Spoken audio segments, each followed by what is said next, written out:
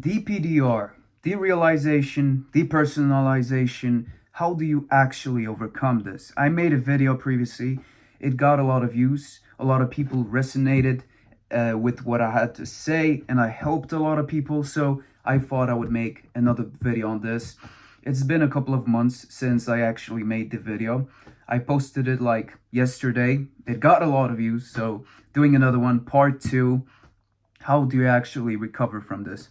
So I've had DPDR for a long time, almost 2 years, I would say. And only 6 months ago, I began healing from it. All right. It happened very randomly. There was like one day I had it, the next day I did not have it. Very, very quick, like progression. All right. The whole 1.5 year was the same. And then suddenly I started recovering. Now, a lot to do with the recovery is your mindset and what you actually do. So a lot of people will just stay in the wrong headspace all the time and therefore make the DPDR last. They kind of become addicted to it. They put so much like effort into focusing on how do I get rid of this? How do I get rid of this? If you want to get rid of this, don't focus on it. This is from the book Reality Transurfing. I really recommend this book. They gave an example about the person who hates apples. This person absolutely just hates apples. So as soon as he sees apples, he's like, I hate these apples. I see my neighbor has apples. He sees apples in a store. He sees apples in like a magazine, on TV. He's like, I hate apples. The only thing he has to do is to ignore it. Get rid of apples from your consciousness and it won't bother you. You see, you're feeding into giving energy to DPDR. You're keeping it alive. You're entertaining the thought in your brain all the time. So to overcome this, you just have to get rid of it from your consciousness. Now, that's easier said than done if you're constantly like, oh, I'm dissociating. But then as soon as it happens, you cannot have a fearful reaction, okay? First of all, you must accept it. You must accept, okay, I'm feeling this way. I'm dissociating. There's nothing wrong. I'm not going to go crazy. I'm not going to actually die. Nothing bad is going to happen. I'm just going to feel this way. I'm dissociating. It's a natural defense mechanism from the brain, all right? It used to be helpful for like animals when they're about to die, but you're not about to die. So you need to just relax, treat it as a natural defense mechanism of the brain. It's trying to protect you from harm, all right? But this harm is unrealistic because you could just be eating something and then you're dissociating. You could be talking to people and suddenly there's a barrier in between you and those people and you feel like you're stuck in a bubble and you're just observing like, this feels weird. This might be a dream. In reality, you have to get rid of this from your consciousness. That means if you start to dissociate, just acknowledge it. It's there. It's fine. But I'm not going to give it more energy. So what am I going to do?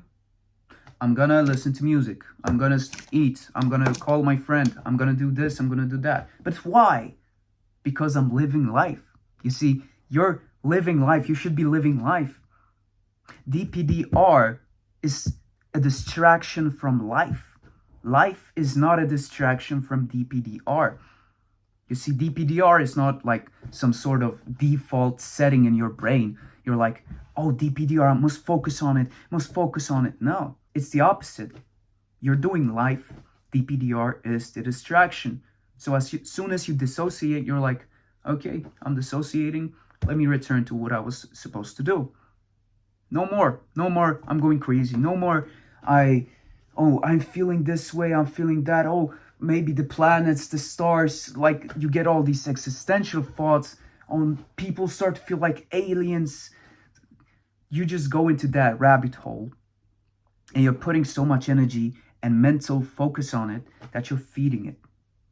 The more you explore, this spiral goes down all the way it actually becomes worse. You can feel more dissociation, becomes more scary.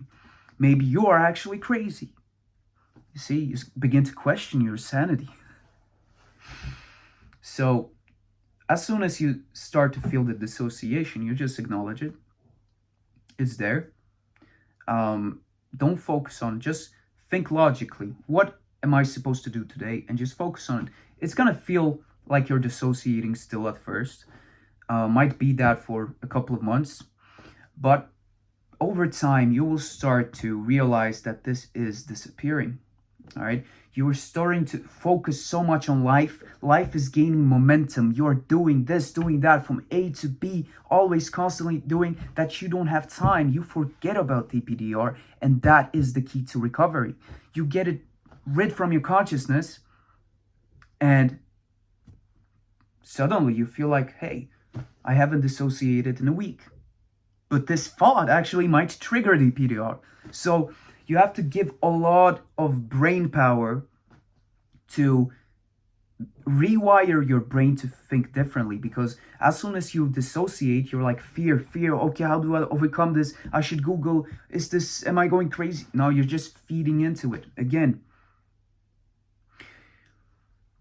DPDR really comes down to improving the overall quality of life. I had a therapist who wrote a book about DPDR. Like I bought the book and I could not even read the book without dissociating. So I just left the book there, did not open it because it would trigger dissociation in me.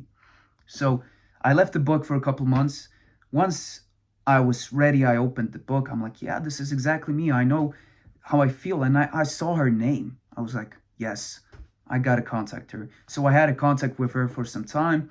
And it comes down really to improving the overall quality of life, which means tackling this, getting a job, doing that, going forward. You see, moving, living, going from A to B, just living. The more you live and actually do, the more you attack life, the more present you are, the more alive you feel. But if you sit there observing people all the time, you begin to feel like a kind of non-existent side character, and there's like a bubble in between you and the world, like a glass wall that's blocking you, and you're like, I'm almost there but not there completely, and you feel distant from all the people around you, and it's pretty scary. You don't know what to do, but what you gotta do is stop focusing on it. Stop focusing on it. Start doing as much as possible. Remember, you're not distracting yourself from DPDR, okay? Because that train of thought is literally giving it more energy. You're actually living life because DPDR is a distraction. There's a difference there. These kinds of thoughts are very powerful. The same thing is, people might say, oh, I'm going crazy. Well, no. When you feel the dissociation, it's really just anxiety. And if you label it as, oh, I'm going crazy, then it's going to trigger more negative feelings and you're going to feel worse. If you label it, oh, it's just anxiety. You see, it's just anxiety. You don't put much thought into it. You accept that this is the cause of anxiety because it's been proven that it is anxiety. You're not going crazy. Although you feel like it is because of the anxiety. And let me tell you, my friends, I have experienced recently also the full extent of anxiety. Anxiety seems to be pretty weird, okay? You can do so much mental, so much physical reactions that it's crazy.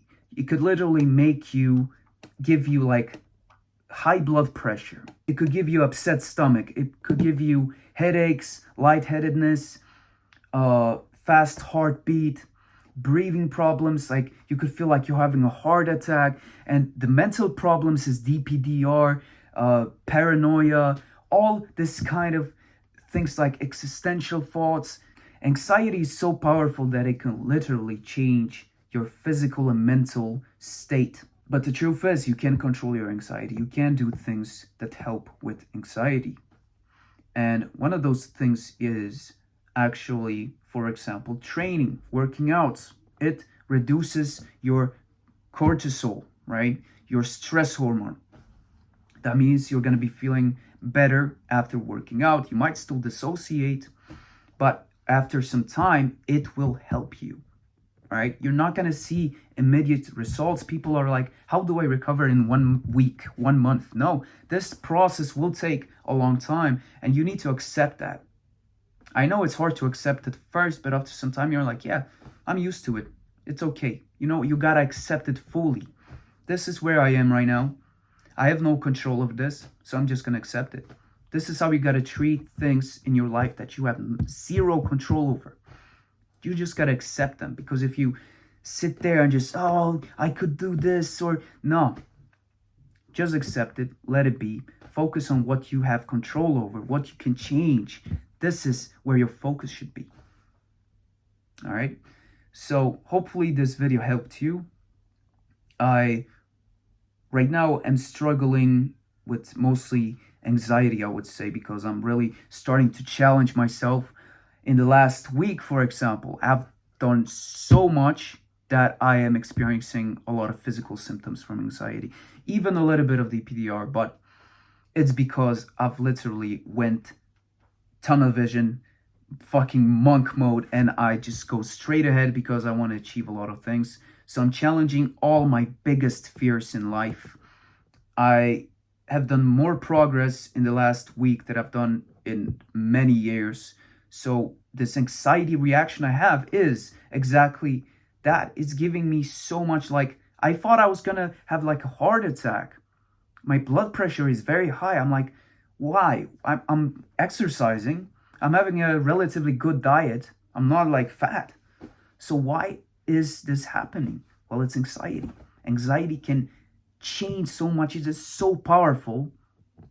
But you need to realize it's just anxiety. That's it for this video. Hope you enjoy it.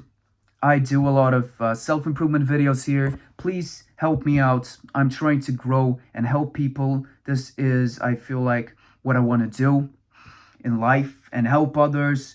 All of this amazing stuff, promoting self-improvements, how to become better, mental health, all of this, spirituality, everything. So subscribe, and I'll see you in the next one. Take care. Peace.